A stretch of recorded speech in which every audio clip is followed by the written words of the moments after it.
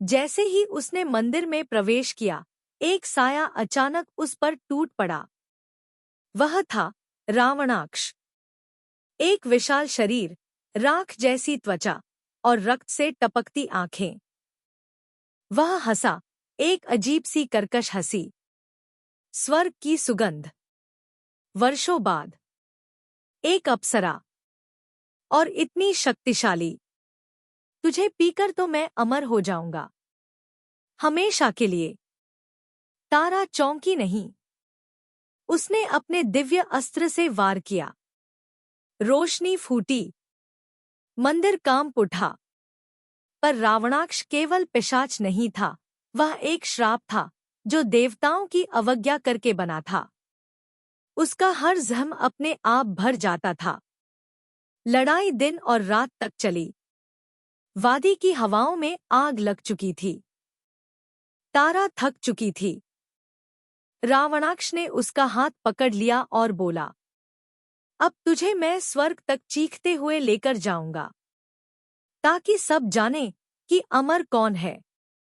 लेकिन उसी क्षण तारा ने अपनी दिव्य आत्मा से काल ज्योति निकाली, एक ऐसी प्रकाश शक्ति जिसे वह केवल जीवन में एक बार ही प्रयोग कर सकती थी।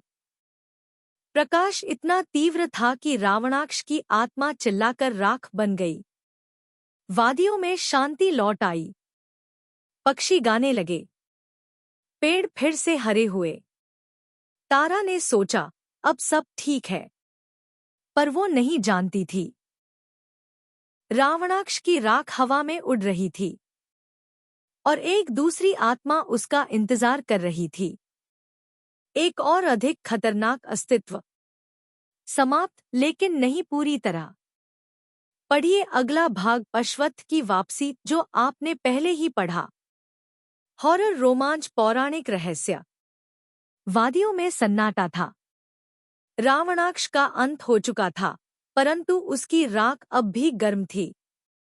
तारा ने समझा कि बुराई समाप्त हो चुकी है, लेकिन धरती की ऊर्जा कुछ और ही संकेत दे रही थी। आसमान में बादल अचानक गरजने लगे। जिस स्थान पर रावणाक्ष को नष्ट किया गया था, वहां की मिट्टी काली हो गई। और तभी एक भयानक बिजली गिरी। वहीं से उभरा एक नया भय, अश्वत्थ, वह पिशाच जो श्राप से अमर था, जो युद्धभूमि में जन्मा और भटके हुए देवताओं के श्राप से एक रक्त पिशाच में बदल गया था। यह वही अश्वत्थ था जो महाकाल के नाम पर हवन करता था, परंतु अंततः स्वयं मृत्यु से भी ऊपर उठ गया। उसका चेहरा राख से बना था और उसकी आंखें जलती हुई दो अंगारे। उसने जैसे ही धरती पर कदम रखा, पेड़ सूखने लगे, पक्षी गिरकर मरने लगे और हवा में एक सड़ी हुई लाशों जैसी गंध भर गई। उधर तारा वादी के पास के एक छोटे से गांव में शरण लिए बैठी थी। वह थकी हुई थी, परंतु अभी भी धरती की ऊर्जा को महसूस कर रही थी।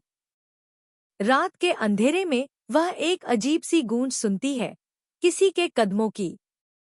कोई जैसे पीछे चला आ रहा हो। लेकिन जब मुड़ती है तो कुछ नहीं। गांव में बच्चों के गायब होने की खबरें आ रही थी।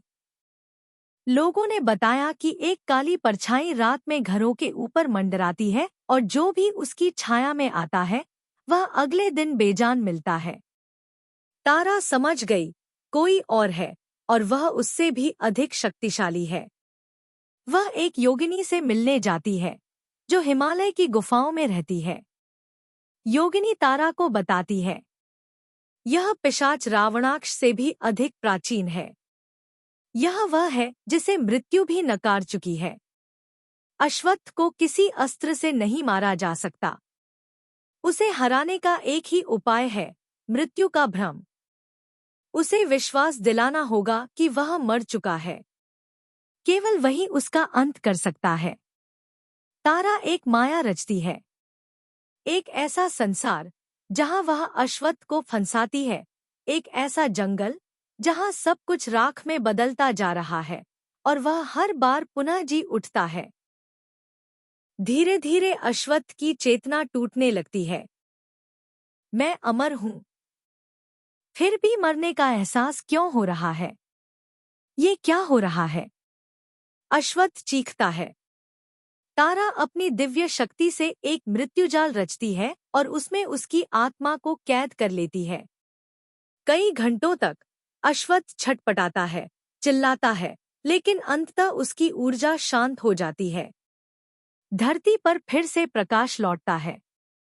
लेकिन जैसे ही तारा लौटने को होती है, आकाश में एक विकराल त्रिनेत्र प्रकट होता है और एक भयंकर आवाज गूंजती है। तारा, तुम्हारी शक्ति से देवलोक भी भयभीत है।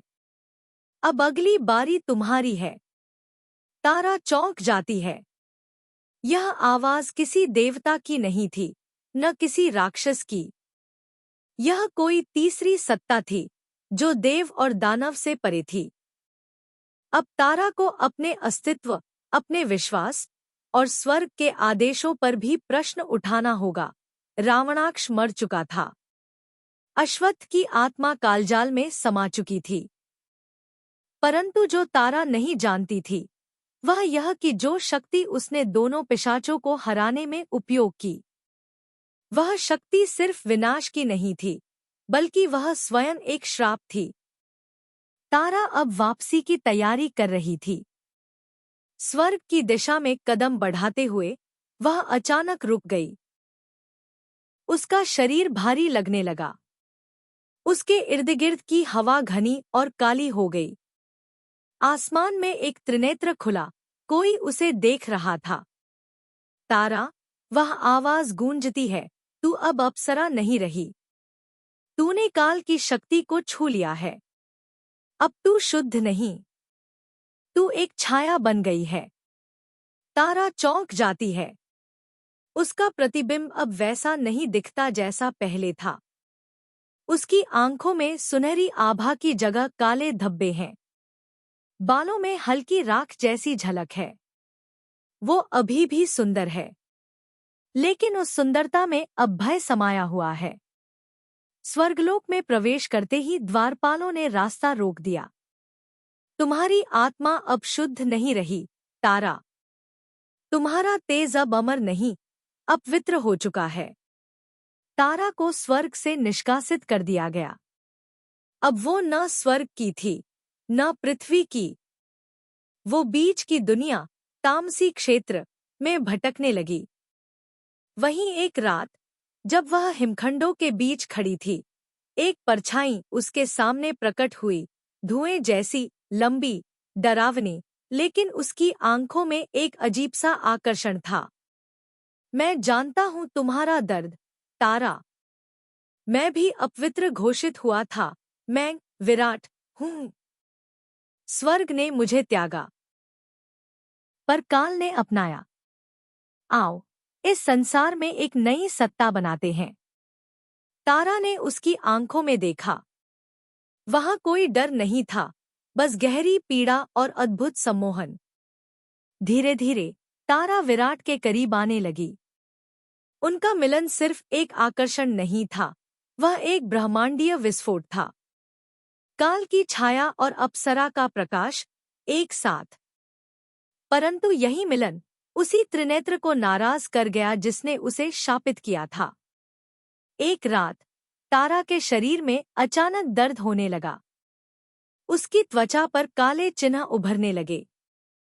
ये चिन्ह किसी मंत्र जैसे थे, जले हुए संस्कृत अक्षर।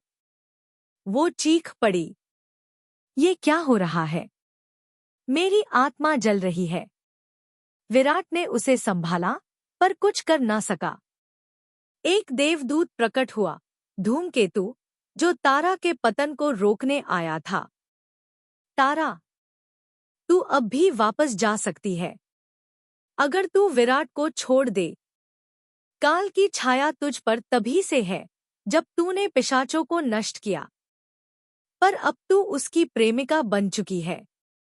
यदि तू इसे जारी रखेगी, तो काल की रानी बन जाएगी। तारा चुप रही। क्या तुम सब कुछ छोड़कर एक छाया के साथ जियोगी? धूमकेतु ने अंतिम प्रश्न किया। तारा ने विराट का हाथ थामा और धीमे स्वर में कहा, मैं अब प्रकाश नहीं रही, लेकिन जो प्रेम मुझे अंधेरे में मिला उसने मुझे जीवित रखा। मैं अंधकार को अपनाती हूँ। धूमकेतु लौट गया। स्वर्ग ने तारा को स्थायी निष्कासन पत्र भेजा। अब वह अप्सरा नहीं, वह कालनारी बन गई, एक ऐसी स्त्री जिसमें अमृत और विष दोनों बहते हैं। अब तारा और विराट तामसी क्षेत्र में एक काली हवेली में रहते हैं, जहां रातें अनंत है और सुबह कभी नहीं आती। लोग कहते हैं, अगर चांदनी रात में कोई प्रेमी अपने प्रेम में धोखा देता है, तो कालनारी उसकी आत्मा खींच लेती है। कालनारी तारा अब तामसी क्षेत्र की रानी बन चुकी थी। वह और विराट एक साथ थे, परंतु यह प्रेम आसान नहीं था। उस हवेली में जहां वे रहते थे, वहां न समय चलता था, न मौसम बदलता। वह हवेली एक शापित स्थान थी, जहां जो एक बार आ गया, वह कभी लौट नहीं पाया। तारा का प्रेम विराट के लिए गहरा था, लेकिन तारा अब पहले जैसी नहीं रही थी। उसके स्पर्श में अमृत नहीं, अब मृत्यु बसती थी। एक दिन हवेली में एक भयंकर कंपन हुआ। जमीन फटने लगी, दीवारें चटकने लगी और हवाओं में चीखें गूंजने लगी। एक रहस्यमयी शक्ति ने हवेली को घेर लिया था, त्रिलोकनियंता महाक्षर। वह कोई देवता नहीं था, न पिशाच, न राक्षस। वह स्वयं संरचना और विनाश का मध्य बिंदु था। एक ऐसा शक्तिरूप जो केवल तभी प्रकट होता था जब संसार का संतुलन टूट जाता। तारा और विराट का मिलन कालचक्र को बदल रहा है। एक अप्सरा और एक कालपिशाच का संयोग। यह प्रकृति के नियमों के विरुद्ध है। इसका अंत होना ही चाहिए। विराट सामने आया। उसे मत छूना। यदि कोई शुद्ध नहीं रहा, तो वो मैं हूं। तारा ने बस प्रेम किया है, और प्रेम कोई अपराध नहीं होता। महाक्षर ने उत्तर दिया, प्रेम जब नियमों को तोड़े, तब वह सबसे बड़ा अपराध होता है। अब एक ही विकल्प था, या तो तारा कालचक्र से बाहर कर दी जाए, या विराट स्वयं को त्याग कर तारा को फिर से पवित्र बना दे। लेकिन यह त्याग आसान नहीं था। विराट को अपनी आत्मा का अंश देना होता, और वह अंश उसे अंधकार से प्रकाश की ओर खींच लाता, जिसका अर्थ था विराट की मृत्यु। तारा चीख पड़ी, नहीं, मैं तुम्हें खोकर फिर से अप्सरा नहीं बनना चाहती। अगर पवित्रता तुम्हारे बिना है, तो वह मुझ पर अभिशाप है। लेकिन विराट ने मुस्कुराते हुए उसका चेहरा छुआ। तुम्हारी आत्मा को अंधेरा नहीं खा सकता, तारा। तुम भले बदल गई हो, पर तुम्हारा प्रेम मुझे नया जीवन दे गया। अब मैं तुम्हारे लिए मृत्यु को भी प्रेम मानता हूं। और बिना तारा की अनुमति के विराट ने अपना आत्मशक्ति बीज उसके हृदय में प्रवाहित कर दिया। एक पल के लिए तारा चमकने लगी। उसकी आंखों से रोशनी फूटी, बालों में चमक लौटी, और त्वचा पर फिर से अमृत की आभा उतर आई। और उसी क्षण विराट का शरीर राख में बदल गया। तारा घंटों वहीं बैठी रही, राख को पकड़कर। उसे सीने से लगाकर रोती रही। हवेली अब सुनसान हो गई थी। महाक्षर लौट चुका था। तारा को फिर से अप्सरा का दर्जा मिल चुका था, लेकिन वह अब कभी स्वर्ग नहीं गई। वह वहीं रह गई, उसी काली हवेली में, विराट की राख के साथ। लोग कहते हैं, एक स्त्री जिसे प्रेम ने शुद्ध किया, वह आज भी रात को हवेली की बालकनी में बैठी रहती है। और जो भी प्रेमी निष्ठावान होता है, उसे वह आशीर्वाद देती है। पर जो झूठा होता है, उसकी आत्मा उसी राख में जलने लगती है। समाप्त। लेकिन आगे एक नई शुरुआत। पिशाच और अप्सरा कालनारी की संतान। कई वर्षों बीत गए। तारा अब स्वर्ग से निष्कासित, मगर पवित्र बन चुकी थी। उसने हवेली नहीं छोड़ी, वह आज भी वहां रहती थी, जहां एक समय विराट ने अपने प्राण त्यागे थे। पर वह नहीं जानती थी कि विराट की आत्मा पूरी तरह मरी नहीं थी। जब विराट ने तारा को आत्मा का अंश दिया, उस शक्ति ने केवल तारा को शुद्ध नहीं किया, बल्कि तारा के गर्भ में एक नई ऊर्जा भी छोड़ दी थी। एक अमावस्या की रात, जब हवाओं में सन्नाटा छाया था और हवेली की दीवारें कंपा रही थी, तारा की चीखों से वह जगह गूंज उठी। और उसी रात उसने जन्म दिया एक संतान को। वह कोई सामान्य संतान नहीं थी। उसकी आंखें जन्म से ही चांदी जैसी चमक रही थी और शरीर पर दो निशान थे, एक सूर्य जैसा उसकी छाती पर और एक चंद्रमा की आकृति उसकी पीठ पर। वह न पूरी तरह अप्सरा था, न पूरी तरह पिशाच। वह था अग्निज, प्रेम और अंधकार की संतान, जिसे किसी भी लोक ने स्वीकार नहीं किया। तारा ने उसे छुपाकर पाला, हवेली के नीचे बने अंधेरे गलियारों में, गुप्त प्राचीन ग्रंथों और शक्तियों के बीच। पर अग्निज एक असामान्य बालक था। उसकी सांसों से आग निकलती थी, उसकी आंखों से लोगों की सच्चाई सामने आ जाती थी और उसकी आवाज से आत्माएं थर्रा जाती थी। तारा को डर था कि यदि स्वर्ग को अग्निज का अस्तित्व पता चला तो वे उसे मार डालेंगे, और यदि पिशाचों ने जाना तो वे उसे अपना राजा बना देंगे। लेकिन अग्निज को अब अपने बारे में जानना था। एक रात उसने हवेली छोड़ दी और पहुंचा एक पुरानी झील पर, जो मृत आत्माओं की सैरगाह मानी जाती थी। वहां उसे मिला एक पिशाच आत्मा, जिसने कहा, तेरे भीतर वो शक्ति है जो रावणाक्ष और अश्वत्थ दोनों में नहीं थी। तू शाश्वत विनाश और अमर प्रकाश दोनों का उत्तराधिकारी है। अग्निज ने उत्तर दिया, मैं किसी का उत्तराधिकारी नहीं। मैं बस जानना चाहता हूँ, मैं कौन हूँ। उस आत्मा ने बताया, तू वह है जो संसार के तीनों लोकों को जोड़ सकता है, या फिर उन्हें नष्ट भी कर सकता है। अब अग्निज के भीतर एक नई जिज्ञासा और आग जल चुकी थी। वह अपनी माँ तारा के पास लौटा और बोला, माँ, तुमने मुझे छुपाया, लेकिन अब समय आ गया है। मैं इस शक्ति का उत्तर चाहता हूँ। तारा भयभीत हो गई। उसने अग्निज को रोका, लेकिन वो नहीं रुका।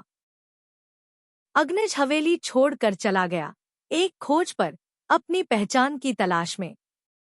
लेकिन स्वर्गलोक को उसकी उपस्थिति की भनक लग चुकी थी। देवगुरु बृहस्पति ने आदेश दिया, अग्निज को या तो पवित्र किया जाए या उसका अंत हो, क्योंकि वो वही है जिसकी भविष्यवाणी महर्षि अगस्त्य ने की थी। जब अर्धपिशाच जन्म लेगा, त्रिलोक का संतुलन डगमगाएगा। और दूसरी ओर पाताल लोक के बचे खुचे पिशाचों को भी आभास हो गया था कि एक नया उत्तराधिकारी आया है। अब अग्निज की खोज एक संग्राम में बदलने वाली थी। अग्निज अब पृथ्वी पर नहीं था। वह आकाश में एक ऐसी स्थिति में खड़ा था जहां से तीनों लोक, स्वर्ग, मृत्युलोक और पाताल, स्पष्ट दिखाई देते थे। उसकी आंखों में अब प्रश्न नहीं, बल्कि उत्तर थे। स्वर्ग से देवताओं की विशाल सेना उतरी, इंद्र के नेतृत्व में, अग्निबाणों और वज्रास्त्रों से सजी हुई। पाताल से पिशाचों की अधजली छायाओं से बनी सेनाएं निकली, जो अग्निज को अपने राजा की तरह अपनाना चाहती थी, लेकिन अपने तरीके से।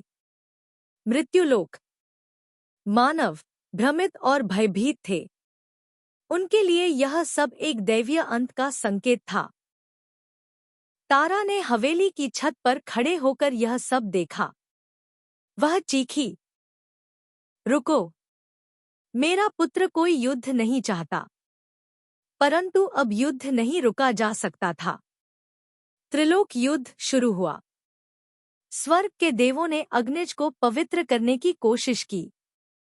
उनके दिव्य शस्त्र उसकी आत्मा को छूते, मगर हर बार झुलस कर लौट आते। पाताल के पिशाच उसे बांधना चाहते थे, पर हर बार उनके अंधकार को उसकी आंखों की रोशनी चीर देती।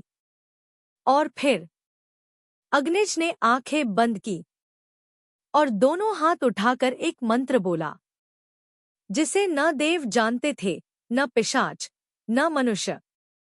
संधलय मम स्वरूपन प्रलयन च शांतिम। आसमान कांप उठा, धरती फटने लगी। तीनों लोक एक क्षण के लिए एक बिंदु पर केंद्रित हो गए। जब सब शांत हुआ तो वहां कोई युद्ध नहीं था, न देव, न पिशाच, न कोई भी जीव। केवल अग्निज खड़ा था, आंखें बंद और देह से प्रकाश फूटता हुआ। उसने एक अंतिम बार अपनी मां तारा की ओर देखा, जो रोती हुई दौड़ती आई थी। मां, अब मैं कहीं नहीं जा रहा, बल्कि मैं ही बन जाऊंगा यह सृष्टि, जहां युद्ध न हो, डर न हो, सिर्फ प्रेम हो। और फिर अग्निज ने स्वयं को अग्नि में विलीन कर दिया। उसके शरीर से निकली 3 दिशाओं की ऊर्जा। स्वर्ग को करुणा मिली, पाताल को संयम और मृत्युलोक को एक नया युग, जहां न देव श्रेष्ठ थे, न पिशाच, बल्कि मानवता को पहली बार स्वतंत्रता मिली। तारा ने उसकी राख एक दीप में रखी, और वह दीप आज भी उस हवेली में जलता है। लोग कहते हैं, जो उस दीप के सामने सच्चा प्रेम बोले, उसकी आत्मा कभी अकेली नहीं रहती। समाप्त परंतु अमर। यह थी पिशाच और अप्सरा की कहानी।